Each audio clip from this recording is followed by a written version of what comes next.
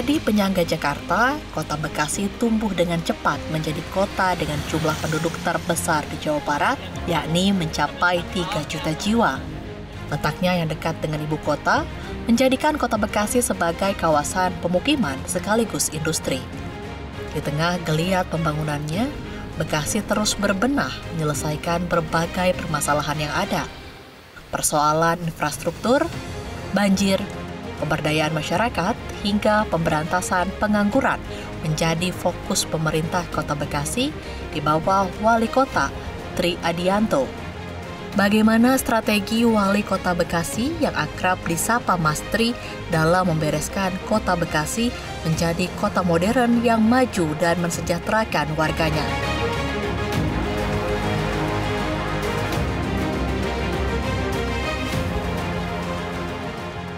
Ya pemirsa, saat ini saya sedang berada di Jalan Alinda, Kelurahan Kaliabang Tengah, Kecamatan Bekasi Utara, Kota Bekasi yang sedang dalam proses perbaikan. Pemerintah Kota Bekasi juga sedang melakukan perbaikan infrastruktur di berbagai tempat.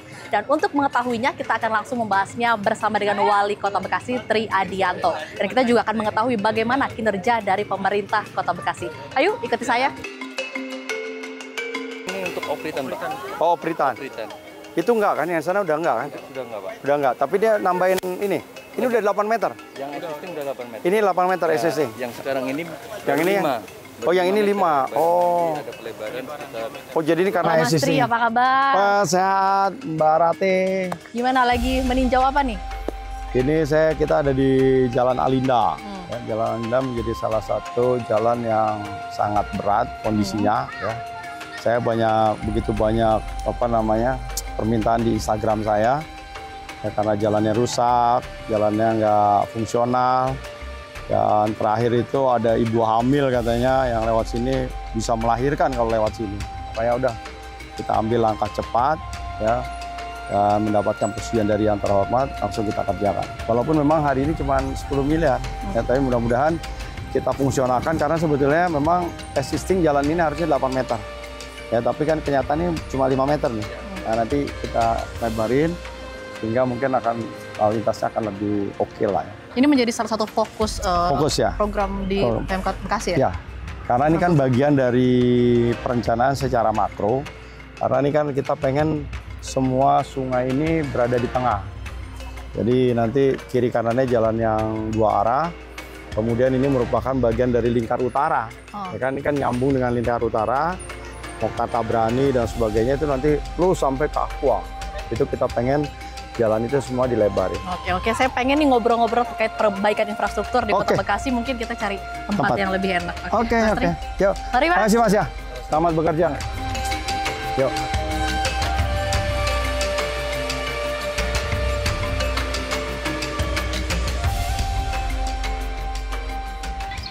Ya, Mas Tri tadi kan sudah meninjau nih bagaimana perbaikan infrastruktur di Jalan Alianda ini. Nah, bagaimana progresnya menurut Mas Tri sendiri?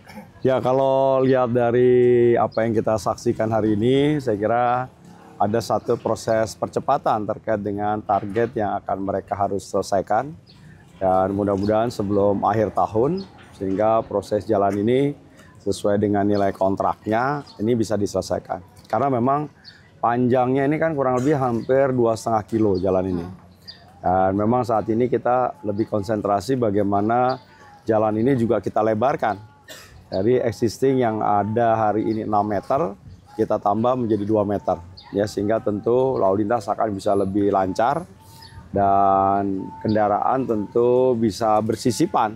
Ya, karena kalau dia 6 meter itu cukup membahayakan. Ya, kalau kemudian pada saat kecepatan agak tinggi. Jadi mudah-mudahan dengan adanya kondisi 8 meter ini akan jarak pandang lebih baik, ya, dan tentu harapannya adalah lalu lintas menjadi lebih nyaman. Untuk gitu target perbaikan ini selesainya kapan dan untuk anggarannya berapa, Pak? Jadi kalau anggaran ini kan kurang lebih 10 miliar dan ini kurang lebih hampir mendekati 1 kilo dari jarak yang ada sekitar 2,5 kilo. Jadi memang untuk kegiatan berikutnya mesti harus disiapkan sekitar 15 miliar. Itu baru kalau kita menyelesaikan baru satu sisi. Karena memang targetnya kita juga akan membuat 2 sisi. Jadi semua jalan ini two-way traffic. Ya, jadi one way traffic masing-masing berdasarkan lalu lintas arah. Karena kita selalu menganggap bahwa bagaimana sungai ini, ya kali yang ada ini, itu berada di depan, ya sehingga tentu akan lebih baik lagi, sehingga masyarakat tentu bisa menjaga, ya sehingga sungai menjadi sesuatu yang indah, sungai menjadi nilai value bagi masyarakat, tetapi tentu bisa dijaga. Ya, kalau kita bandingkan misalnya pada waktu sungai-sungai berada di belakang, sama dengan kalau kita di rumah itu pasti yang kita jaga adalah ruang tamunya, ruang depannya. Tapi belakangnya biasanya agak dibelakangin, namanya belakang. Ya, jadi tidak menjadi perhatian. Nah, oleh karena itu, begitu sungai berada di depan, sungai menjadi etalasenya jalan ini. Dan mudah-mudahan tentu harapannya warga masyarakat bisa menjaga, tidak kemudian membuang sampah sembarangan, membuang sampah ke sungai. Saya kira itu. Selain Jalan Alianda ini, daerah mana lagi yang menjadi fokus infrastruktur perbaikan dari pemerintah Kota Bekasi, dan sebenarnya berapa anggaran untuk perbaikan infrastruktur di Kota Bekasi, Pak? Ya, jadi memang kalau kita lihat kondisi hari ini, kondisi Kota Bekasi ini memang dalam kondisi banyak jalan yang memang perlu harus dilakukan rehabilitasi. Baru untuk membuat jalan itu menjadi mantap. Belum terkait bagaimana juga menyiapkan sarana dan prasarananya. Ya. Jadi kalau jalan itu kan idealnya mestinya harus ada beremnya, ada bahu jalan. Ada bahu jalan, ada saluran, dan kemudian ada pedestriannya. Nah, tahapan kita hari ini adalah bagaimana membuat jalan itu menjadi fungsional dulu. Jadi ada beberapa yang kita lakukan seperti di Jalan Raya Rawalumbu itu hampir 10 miliar. Kemudian Jalan Raya Mustika Jaya 5 miliar. Kemudian Jalan Wibawa Mukti itu juga kita siapkan 10 miliar. Dan kemudian hari ini juga bagaimana kita melebarkan jalan yang ada di depan Pakuwon, ya, di Pekayon, itu juga ada tanah PJT yang akan kita besarkan jalannya dan juga salurannya. Sehingga di samping untuk menghindari genangan air pada saat musim hujan, tetapi juga hari-hari tentu dapat mengurangi kondisi trafik lalu lintas yang ada. Termasuk di Jalan Sudirman. Ya, walaupun itu jalan nasional, ternyata itu ada tanah PJT yang bisa akan kita buat menjadi pedestrian karena lebarnya cukup besar.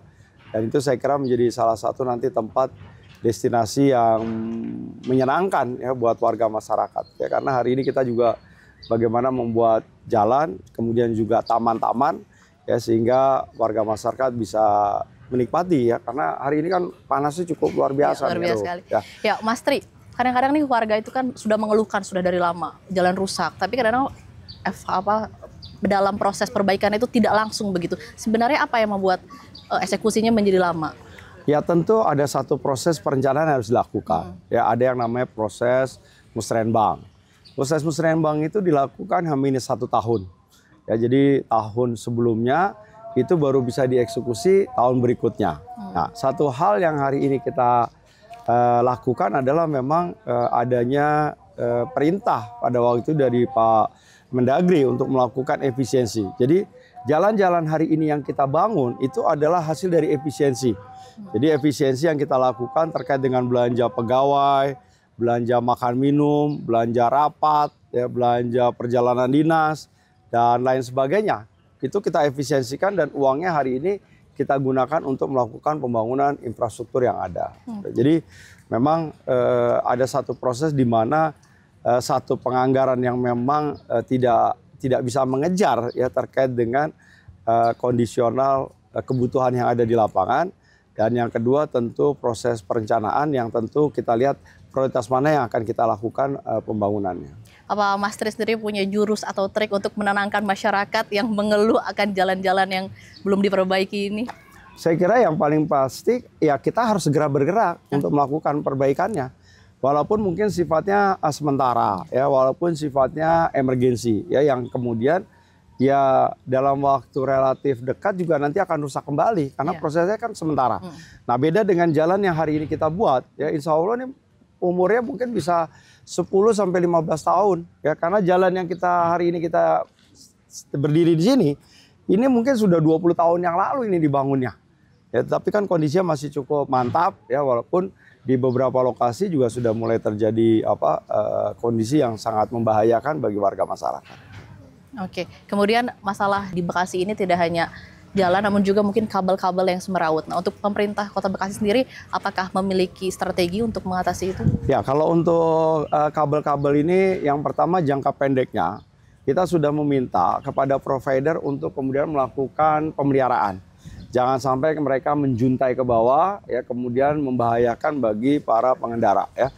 Di beberapa kejadian kita lihat bahwa ada pengemudi sepeda motor yang kemudian tercekik, ya.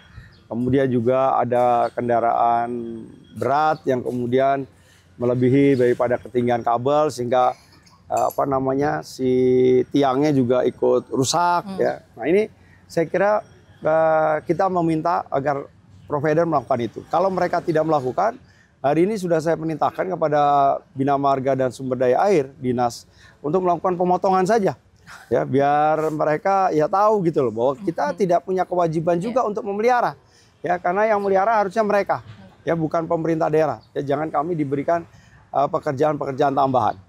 Nah, tetapi secara gradual, ya, kita sedang melakukan upaya, ya, bagaimana saya memberikan tugas tambahan kepada perusahaan BUMD saya, PDMP, untuk mereka bekerja sama dengan pihak ketiga yang memang profesional di dalam rangka untuk membuat ducting, ya, membuat kabel-kabel agar berada di bawah. Ya, dan saya kira mudah-mudahan minggu depan sudah dalam proses lelang, ya, sehingga kalau bulan depan minggu ini lelang berarti bulan depan November sudah kontrak, mudah-mudahan awal Desember sudah ada mulai pekerjaan. Ya, target kita seluruh kota ini rasanya sih 2 tahun harusnya selesai. Ya, 2 tahun semua kabel tidak ada lagi yang berada di atas, ya, semuanya harus ada di bawah.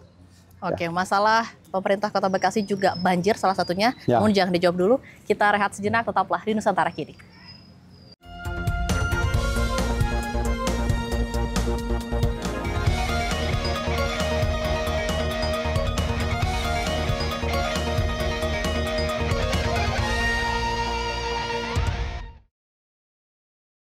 Ya pemirsa, kembali bersama saya Ratih Aulia dan Wali Kota Bekasi Tri Adianto atau yang akrab disapa Mas Tri. Ya, Jadi Mbak Ratih. kita sudah berbicara tentang jalan atau infrastruktur di Kota Bekasi. Sekarang saya ingin ke persoalan lainnya, itu banjir.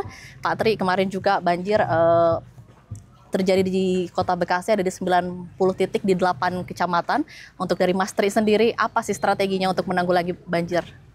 Ya, jadi ini kan kalau bicara banjir di Kota Bekasi, itu bisa dibikin beberapa strata. Yang pertama adalah karena memang banjir adalah karena kiriman. Ya, banjir di mana karena potensi terkait dengan adanya penggunaan tata guna lahan yang berada di Gunung Putri, ya, kemudian Sentul, ya, mereka berubah tuh. Yang tadinya menjadi tempat resapan air sekarang sudah banyak kemudian bangunan-bangunan, ya, baik untuk pariwisata maupun menjadi perumahan, ya, sehingga mereka airnya itu langsung turun ke sungai, ya, sehingga air cepat sampai ke Bekasi. Nah, oleh karena itu langkah yang ada adalah tentu apa yang disampaikan Pak Gubernur, di beberapa titik lokasi kita lakukan yang namanya pengerukan, ya, sungai untuk kita lakukan pengerukan. Yang kedua, memang di beberapa lokasi itu memang tanggul-tanggulnya memang belum terbangun. Ya, jadi masih ada tanggul yang memang masih dengan menggunakan tanah. Ya, karena implementasinya adalah karena masih ada juga tanah yang kemudian masih menjadi milik sertifikat. Atau ada juga tanah yang sudah memang punya PJT tetapi sudah ada bangunannya, sekarang dalam proses bagaimana untuk melakukan penertibannya, ya, terkait dengan bangunan-bangunan liar yang ada di aliran sungai. Nah, BWCC, pemerintah pusat, PUPR sudah menyiapkan anggaran yang hampir 4,7 triliun.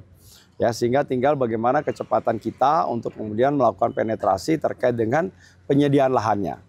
Nah, kemudian yang lanjutnya adalah bagaimana hari ini kita sudah bisa bicara dengan BWCC, ya, bahwa pengelolaan terkait dengan Bendung Bekasi, pintu yang ada di pintu Bekasi, bukan lagi berpikir tentang penyediaan air bersih, tetapi terkait dengan pengendalian banjir. Nah, ini saya kira sudah satu langkah baik, sehingga tidak ada lagi nanti terjadi keterlambatan terkait dengan pembukaan pintu bendung. Karena pada saat pintu bendung ini terlambat, memang perumahan yang berada di atas itu akan terjadi luapan ya, karena air kemudian tertahan ya, mulai dari PGP, Kemang IV, Kemang Pratama ya, kemudian ada di Snaker, PML, itu akan naik tuh. Nah kalau PML naik pasti larinya juga ke Galaksi ya, karena hari ini Galaksi juga itu tadi tanggulnya masih sangat rendah ya.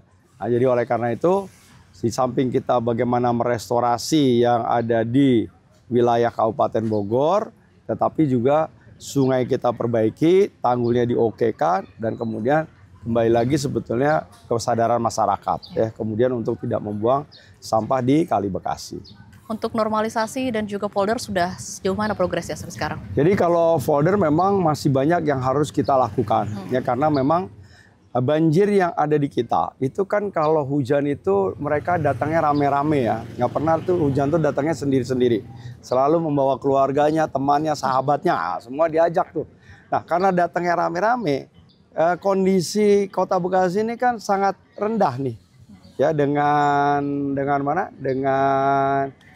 air yang kemudian harus kita buang ke laut ya, belum lagi kemudian melewati saluran-saluran yang kemudian dari kota, kabupaten, ya, sehingga ini tentu menyulitkan. Oleh karena itu memang upaya yang paling bisa kita lakukan adalah bagaimana kita menahan air ya sebelum mereka masuk ke aliran sungai yang ada. Ya. Jadi beberapa memang sudah kita eksekusi tahun ini. Yang pertama tentu terima kasih kepada Perumnas yang kemudian tanahnya bisa kita gunakan. Ya, kurang lebih ada sekitar 6.000 meter. Kemudian juga kemarin kita sudah bicara dengan Ibu Pengadilan Negeri Agama. Jadi ada tanah 2.500 di Bekasi Timur juga nanti akan segera kita eksekusi untuk kita buat menjadi folder. Tetapi di luar itu kita juga punya progres, yaitu bagaimana untuk Bekasi Selatan itu ada Situwong yang akan kita bebaskan. Kemudian kita di Bekasi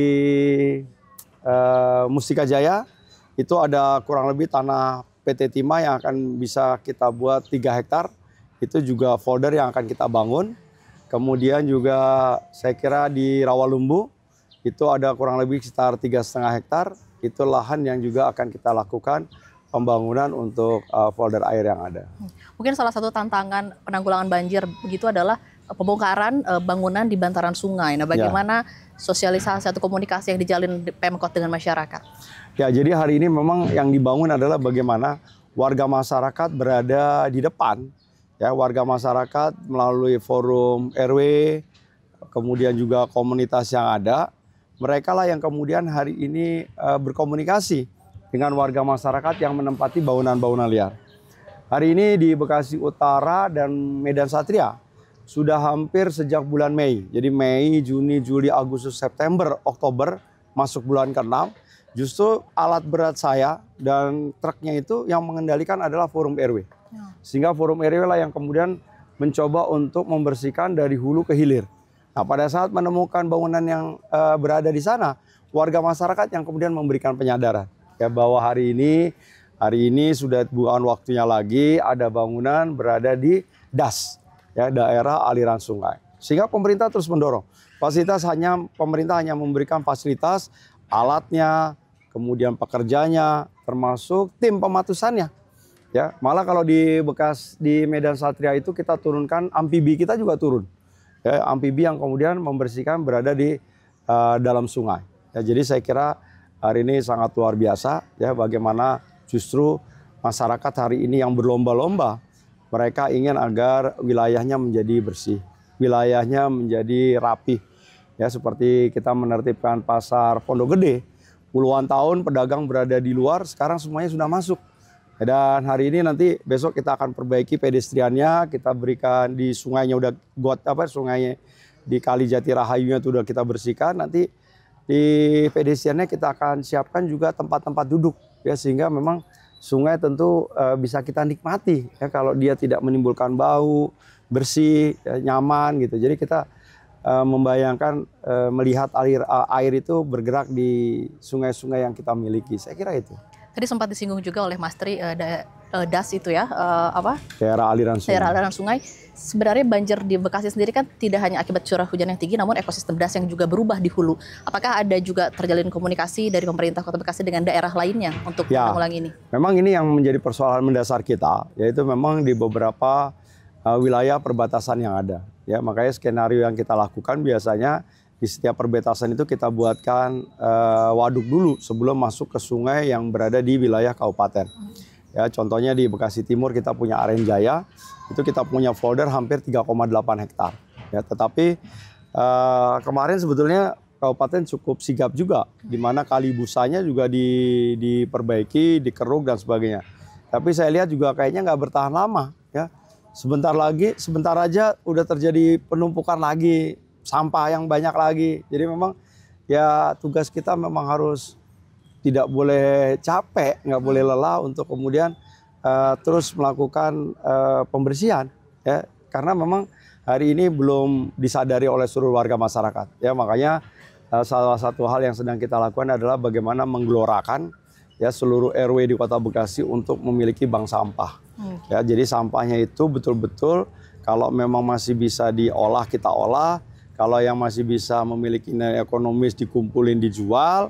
Ya, tapi kalau enggak ya itu tadi ya bagaimana mengupayakan agar warga masyarakat mau membuang sampah pada tempatnya, nggak usah harus ke sungai gitu. Karena pada akhirnya sungai itu tetap harus diangkat juga, harus kita kita buang ke Bantar Gebang juga gitu. Jadi Mas Tri udah menyinggung sampah dan Bantar Gebang, kita akan bahas namun di segmen selanjutnya. Tetaplah bersama kami.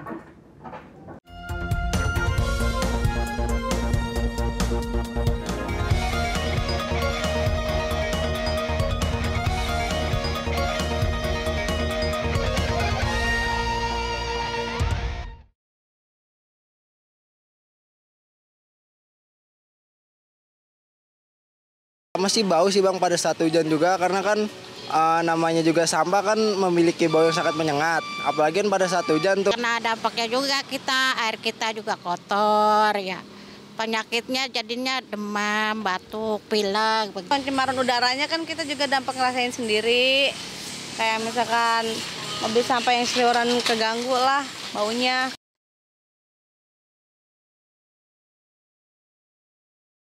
Untuk permintaan saya sih pengolahan sampahnya agar lebih baik lagi dan supaya tidak tertimbun banyak, karena kan bisa bisa menyebabkan satu longsor juga kan. Pengen saya sih itu biar pokoknya buangannya biar rapi, warga gitu biar kan ada kompensasinya biar tepat bagi kompensasinya gitu.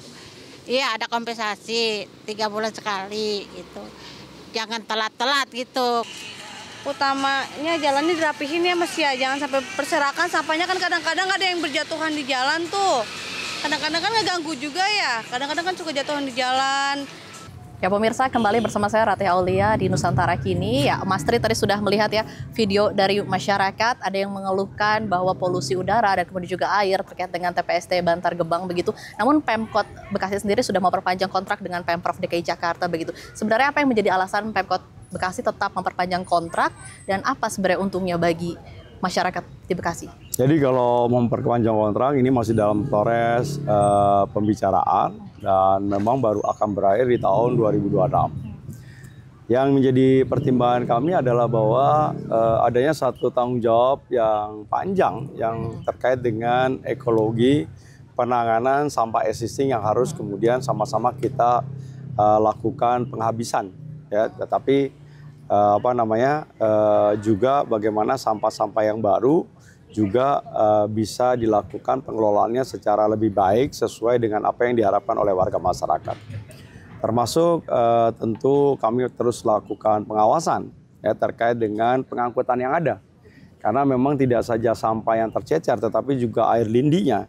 Ya. Ini yang juga akhirnya membuat tentu penyakit pernafasan, ISPA, kemudian juga terkait dengan polusi, debu, dan lain sebagainya. Jadi saya kira memang kita terus mendorong agar DKI ya, dan juga pemerintah Kota Bekasi untuk memperbaiki sistem pengangkutan yang ada. Ya, kalau Kota Bekasi kan hari ini kita memiliki kemampuan 1.800 ton sampah yang ada, dan kurang lebih yang kita buang ke Bantar Gebang itu antara 1.200 sampai 1.400 ton per hari. Ya. Jadi kalau DKI Jakarta tuh hampir rata-rata 7.500 sampai 8.000 ton per hari sampah yang kemudian dikirim ke Bantar Gebang.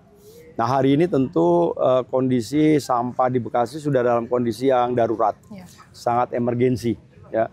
Karena ketinggiannya bisa sampai 40 sampai 50 meter. Ya, dan ini sangat berbahaya ya pada saat hujan itu hari-hari ini kita menghadapi longsor dan pada saat nanti musim kemarau ini gas metannya akan mudah terpercik oleh api. Ya, jadi oleh karena itu potensi kebakaran juga sangat menghantui bagi warga masyarakat dan juga para pengepul ya yang berada di sana. Jadi oleh karena itu tentu harus ada langkah-langkah yang progresif, yang strategis, di samping bagaimana mengurangi dan mengurai sampah mulai dari rumah tangga, melalui proses bank-bank sampah yang ada di tingkat RW, dan juga pengelolaan setempat, karena di beberapa tempat kita juga sudah punya yang namanya insenerator lokal, ya, sehingga kapasitas 2-3 ton itu juga sudah bisa dibakar, ya, dan tapi mungkin ada masih terkait dengan residunya, ya, baik asap maupun sisa hasil pembakaran yang memang belum sempurna. Jadi saya kira hal ini terus kita lakukan upaya-upaya perbaikan dan penyempurnaannya. Ya, untuk program terkait sampah Bantar Gebang, ya ini pengolahan sampah menjadi energi listrik atau PSEL. Nah, sejauh mana pembahasan ini sudah berlangsung? Jadi kan hari-hari ini kita sedang H2C ini sebetulnya, ya, terutama bagi daerah-daerah yang memang masuk dalam skala prioritas ya terkait dengan pengelolaan sampah menjadi tenaga energi listrik ya, karena di dalam bocoran ya Kepres yang baru itu bahwa Kota Bekasi menjadi prioritas 3 ya untuk kemudian mendapatkan kesempatan ya untuk mendapatkan bantuan dari pemerintah melalui Danantara. Ya, karena ke depan itu kan yang mengelola sampah tuh Danantara, ya. Danantara memberikan kesempatan ya kepada pemerintah Kota Bekasi karena memang dari sisi persyaratan yang diminta itu kita semua memenuhi syarat. Ya, yang pertama kita harus menyiapkan lahan kurang lebih 5 hektar. Ya, kita sudah punya di Bantar Gebang dan lokasinya hampir berdekatan dengan TPA Sumur Batu yang hari ini ada. Kemudian kita memiliki sampah. Ya, lebih dari 1.000 ton per hari. Kita punya 1.800.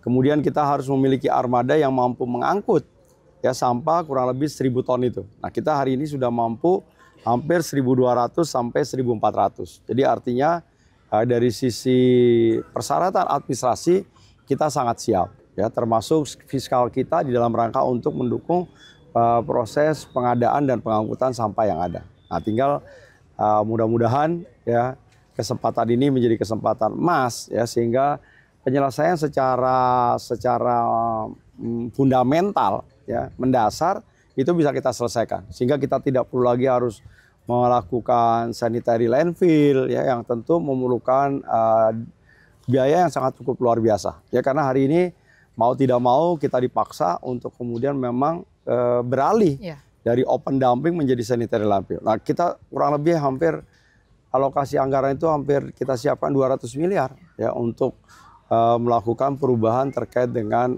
pola pengelolaan sampah yang ada. Sebenarnya selain PSSL tadi ada juga refuse driven fuel atau menjadi bahan bakar begitu ya. Sebenarnya namun masyarakat atau banyak orang melihat proyek ini sebenarnya cenderung sering mangkrak di berbagai daerah. Bagaimana Pemkot Bekasi menanggapi stigma ini? Kalau saya kira kita konsentrasi saja, ya kita tidak pernah saya nggak mau berkomentar terkait dengan program yang dilakukan oleh wilayah lain.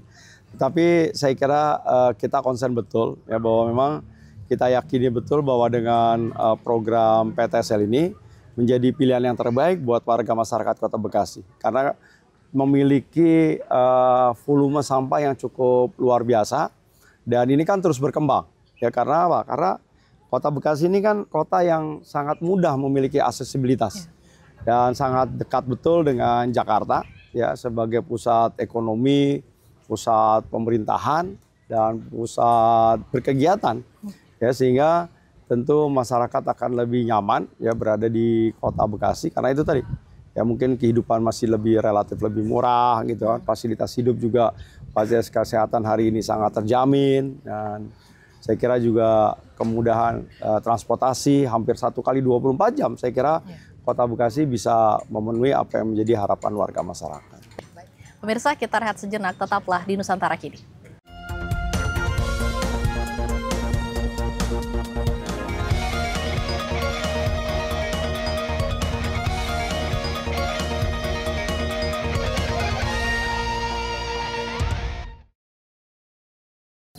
Ya, pemirsa, Anda tetap bersama kami di Nusantara Kini, bersama saya Ratih Aulia dan Wali Kota Bekasi Tri Adianto. Pak Tri, tadi kita sudah membahas terkait dengan infrastruktur, bangunan, banjir, sampah. Sekarang kita ingin fokus kepada warganya Bekasi ini. Nah, Pemkot Bekasi ini akan mengeksekusi program hibah 100 juta rupiah per RW. Itu apakah memang akan semua RW akan mendapatkannya atau memang ada kualifikasi tertentu? Jadi memang kalau itu adalah merupakan janji politik saya. Nah, janji politik ini karena saya melihat pengalaman. Pada waktu saya menjadi PLT, saya memberikan dana hibah kepada LPM dan BKM, Lembaga Pemberdayaan Masyarakat dan Badan Keswadayaan Masyarakat. Ya. Kita berikan anggaran 420 juta rupiah, di mana 200 jutanya untuk membangun taman, kemudian yang 180 juta itu untuk membangun rutilahu, dan kemudian yang 20 juta adalah bagian dari proses mereka melakukan musyawarah, mufakat, dan lain sebagainya. Nah, ternyata hasilnya sangat luar biasa. Dibandingkan kemudian kalau dilakukan oleh pemerintah, itu hasilnya kurang efektif. Karena pada saat dilakukan oleh warga masyarakat, itu munculnya adalah rasa gotong royong, rasa memiliki. Jadi kalau nilai taman itu 200, di dalam proses pelaksanaannya itu bisa bertambah. Karena ada nyumbang catnya, ada yang nyumbang tenaganya, dan lain sebagainya. Termasuk rutilahunya. Nah, oleh karena itu, saya inginkan juga, kenapa kalau kemudian tidak RW juga diberikan porsi, agar kita berharap seluruh wilayah yang ada di warga itu dalam kondisi yang baik, ya, karena tidak perlu harus tadi menunggu proses musrenbang. Orang cuma melihat lampu mati aja harus nunggu permintaan ke dinas PJU. Kemudian kalau lihat ada saluran boncel-boncel sedikit, kan harusnya bisa langsung diperbaiki tuh. Ya, demikian juga misalnya kalau kita ngelihat ada kantor RW, kantornya Posyandu, ya sudah letak gitu ya, udah jelek gitu ya, terus sudah kusam. Jadi RW tentunya tinggal beli cat, kerja bareng-bareng, nah ini tentu hasilnya akan menjadi lebih efektif. Ya, sehingga ada pekerjaan-pekerjaan kecil-kecil yang bisa langsung dilakukan, dieksekusi oleh RW. Dan harapannya adalah itu tadi, bagaimana sikap hitung gotong royongnya itu muncul. Kemudian sikap bermusyawarahnya muncul. Karena pada saat RW mendapatkan uang 100 juta itu diharapkan bahwa yang muncul adalah musyawarah dulu. Mereka punya program dulu yang disepakati bersama. Nah, konsep ini yang kita ajarkan sejak awal. Ya, musyawarah untuk mufakat di dalam rangka untuk mengambil satu proses keputusan. Sehingga nanti yang melakukan pengawasan pun masyarakat. Ternyata keputusan masyarakat pengennya benerin jalan. Ternyata Pak RW-nya gugu karep PDW maunya yang lain. Nah, ini kan nggak bisa. Atau dibalik, masyarakat maunya ini, tapi musyawarahnya tidak berkata seperti itu. Ya, jadi inilah kita belajar demokrasi, kita mulai dari unsur yang paling rendah, yang paling pendek. Nah, apalagi kita belajar pengalaman bagaimana menghadapi demo kemarin. Ya, pada saat Jakarta begitu genting dan luar biasanya, ternyata yang menjadi garda terdepan adalah para RT dan RW. Ya, makanya RT dan RW pun hari ini kita berikan perhatian. Ya, kalau kemarin itu mereka hanya dapat biaya operasional. Cuma sebulan 500 RT, kemudian RW dapat 750. Nah, hari ini alhamdulillah setelah sudah disepakati oleh yang terhormat DPRD, maka RT kita berikan seleri. Jadi 750.000, tambah semangat. Terus kemudian RW-nya dapat 1.250.000. Supaya apa? Supaya uang yang 100 juta itu jangan diambil nih. Ya, jangan dientit nih. Ya, jangan dipakai untuk kepentingan pribadi. Tapi betul-betul digunakan buat warga masyarakatnya. Ya, karena udah ada honornya RT dan RW. Ya, yang harus, jangan kalau kemarin harus dipertanggungjawabkan, hari ini adalah murni dipakai untuk kepentingan Pak RW dalam rangka untuk menggerakkan warga masyarakatnya. Ya. Tetapi ada beberapa hal yang kemudian menjadi prasyarat. Ya. Prasyarat untuk mengeluarkan honor itu, RT dan RW minimal 1 bulan sekali harus mengajak warga masyarakatnya gotong royong, bersih-bersih. Kemudian setiap minggu mereka harus menyetorkan terkait dengan pemilahan sampah. Jadi nanti hari ini alhamdulillah sudah terbentuk 1031 bank sampah yang ada di setiap RW. Ya, sehingga nanti RW sebagai pengepul barang-barang yang masih memiliki nilai ekonomis termasuk minyak jelantah. Ya, jadi kemarin ada salah satu kelurahan Arenjaya, mereka mengambil minyak jelantah dari warga masyarakatnya dikumpulin, kemudian ditukar dengan uang, uangnya diberikan sembako, sembakonya diberikan buat warga masyarakat yang tidak mampu. Jadi ternyata sedekah itu sangat mudah. Ngumpulin yang namanya minyak jelantah ternyata bisa membantu warga masyarakat yang tidak mampu, yang hari itu membutuhkan makan, yang hari itu membutuhkan sembako dan lain sebagainya. Berarti dana hibah ini apa boleh juga digunakan untuk kegiatan sosial budaya atau untuk membayar uang keamanan atau hanya untuk pembentukan infrastruktur saja? Jadi untuk yang awal ini kita betul-betul kita untuk kepentingannya infrastruktur. Ya, jadi nanti ke depan kalau infrastrukturnya sudah tertata, ya tentu bisa saja terkait dengan pemberdayaan keekonomian gitu ya. Kemudian juga ada hal-hal yang lain yang disesuaikan dengan hasil musyawarah daripada RW yang ada. Karena untuk awal ini untuk dalam rangka pembentukan.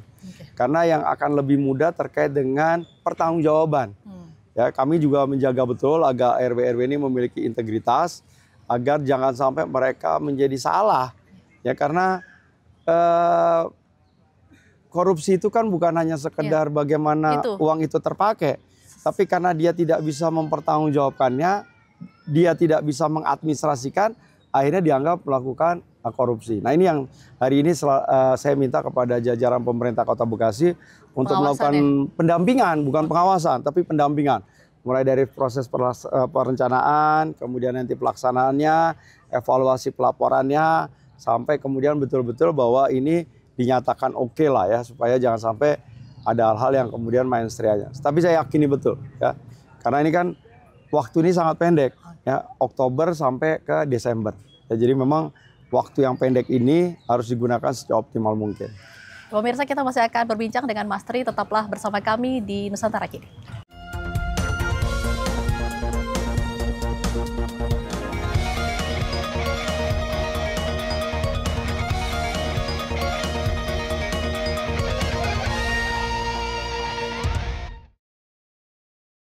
Pemirsa, Anda masih menyaksikan Nusantara Kini. Ya, Mas Tri, tadi kita sudah membahas berbagai macam masalah, dan salah satu masalah yang sebenarnya menjadi masalah besar bagi setiap daerah di Indonesia adalah pengangguran. Di Bekasi atau di Kota Bekasi sendiri ada 7,82% pengangguran di sini. Bagaimana Pemkot Bekasi mengatasi ini? Ya, jadi memang ini sangat menjadi persoalan yang sangat krusial, khususnya untuk Kota Bekasi yang memang tidak memiliki satu kawasan industri. Ya, karena kota ini adalah kota jasa dan perdagangan.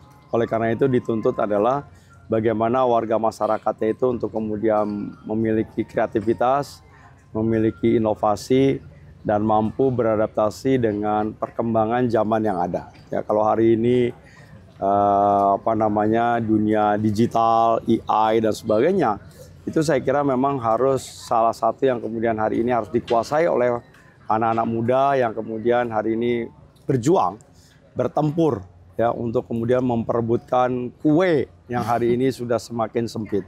Tetapi tentu pemerintah memiliki terobosan ya di dalam upaya tersebut adalah mengajak ya kepada stakeholder yang hari ini mereka masih memiliki usaha yang ada di Kota Bekasi untuk kemudian mempekerjakan warga masyarakat Kota Bekasi. Ya, tentu dengan memiliki kualifikasi yang kemudian memenuhi syarat, ya bukan karena akamsi gitu ya, karena kampung sendiri ya, tetapi karena memang didukung oleh kemampuan keterampilan skill yang ada. Ya, kami bekerja sama dengan CFS, salah satu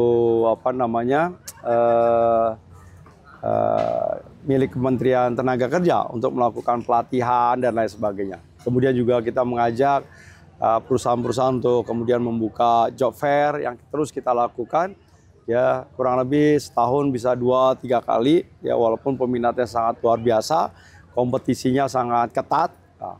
Nah, kemudian yang selanjutnya adalah bagaimana Kota Bekasi ini sesuai dengan visinya akan menjadikan kota ini yang kota internasional. Ya, hari ini kami sudah bekerja sama dengan 3 kota yang ada di dunia.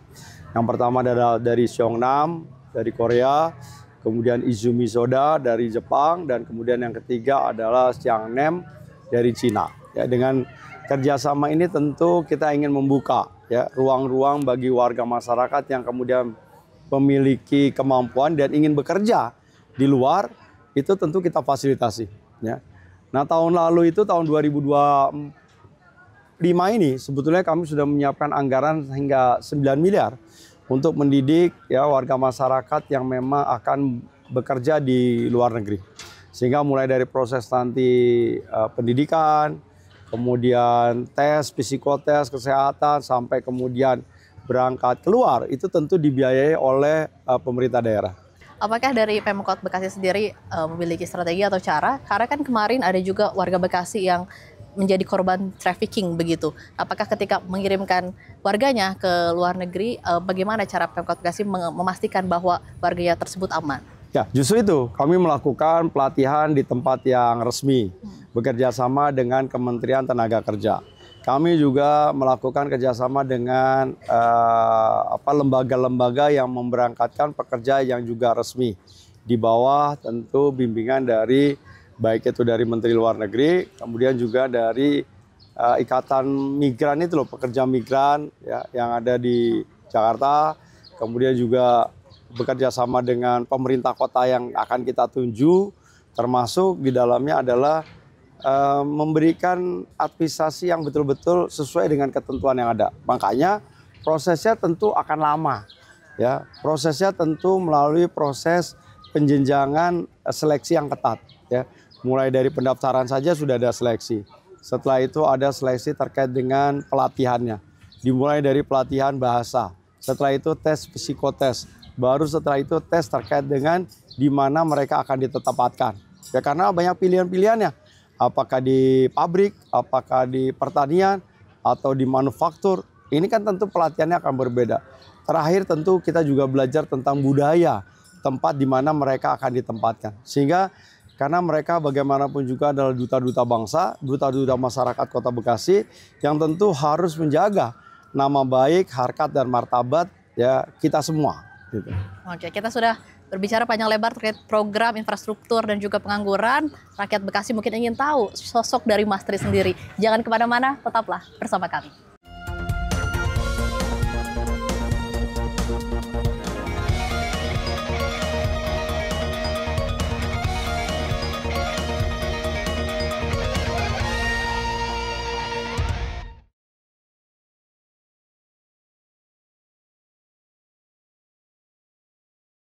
Kinerja sampai saat ini saya rasa udah cukup baik dan sekarang lebih memperhatikan pengaduan dari warga sangat ditanggapi itu. Secara meratanya pembangunannya ini harus bisa berlanjut gitu, hanya dengan sebelah saja, dan sebelahnya nanti juga akan dibikin perjalanan lagi, akan bisa panjang lebar gitu. Kayaknya udah mulai ada perbaikan ya. Udah mulai bagus, ini lagi ada pembangunan jalan, semoga cepat selesai deh, nggak mangkrak kayak di kota-kota lain.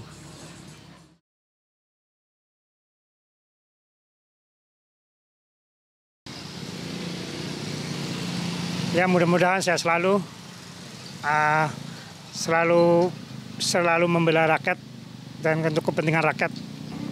Saya sangat berterima kasih sekali kepada Pak Wali Kotanya karena pembangunan secara singkatnya cepat dilaksanakan.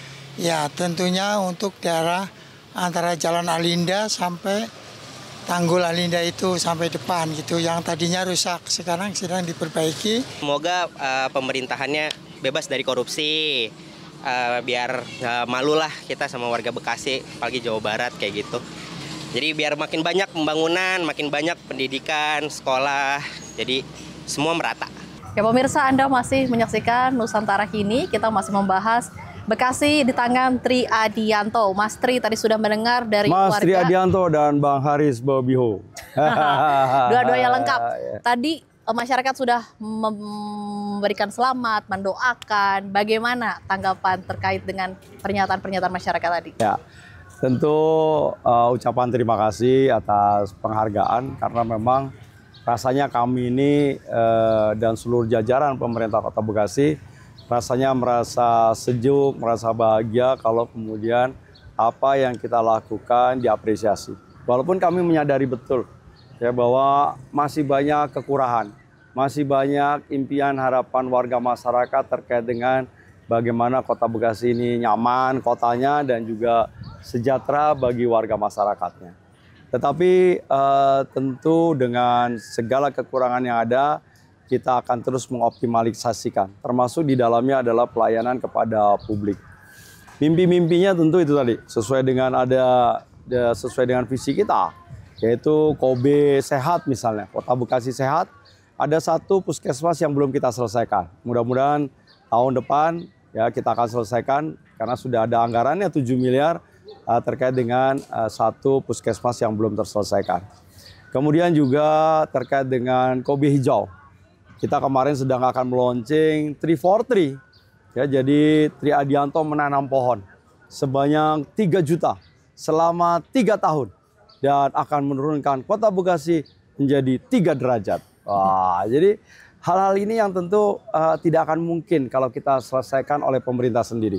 Tetapi kami tentu akan berkolaborasi dengan Pak Menteri Kehutanan terkait dengan penyiapan pohonnya. Karena apa? Janji Pak Menteri kan satu warga masyarakat bisa mendapatkan 25 pohon.